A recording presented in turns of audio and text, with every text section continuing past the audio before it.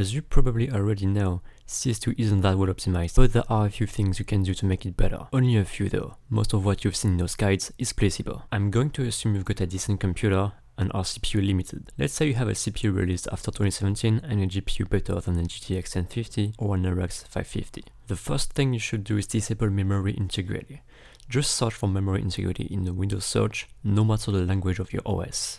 If you are on Windows 10, it's likely off already. On Windows 11, just turn it off. This is probably the biggest optimization you can do. The next setting helps with latency and some potential other issues like locking the game to 60 FPS, although this only happened back when it was introduced.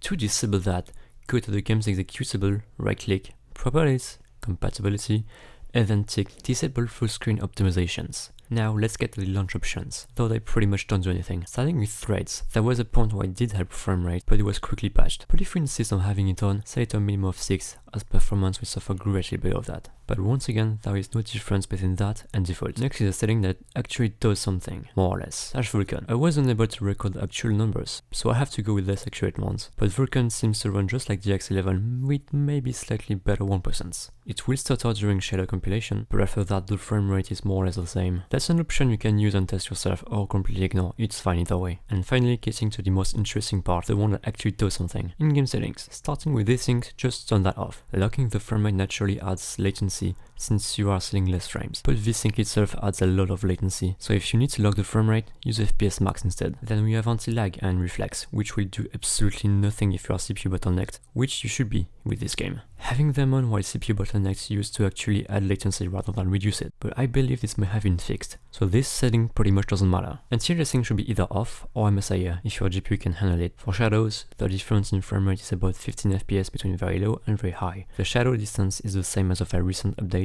and the quality isn't much worse.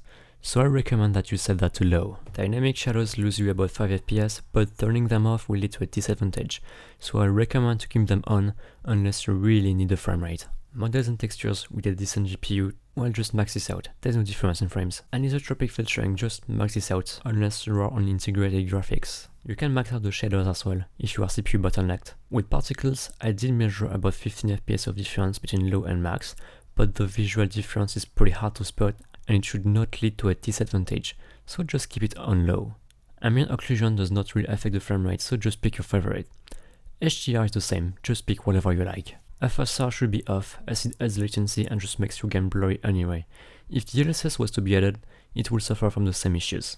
To go over all of this quickly, the most important settings are vsync off, FSR off, shadows low, dynamic shadows on, and particles low. The rest is up to you. You shouldn't expect anything crazy out of all of this though. You can only do so much with your computer, and upgrading is the only real solution. I also just want to mention that many will recommend registry tricks and messing with your GPU's control panel. Do not do that. They do absolutely nothing, and in the worst cases, break things and cause a lot of troubleshooting or even a reinstall in the future. If I didn't mention something, it's very likely for a good reason.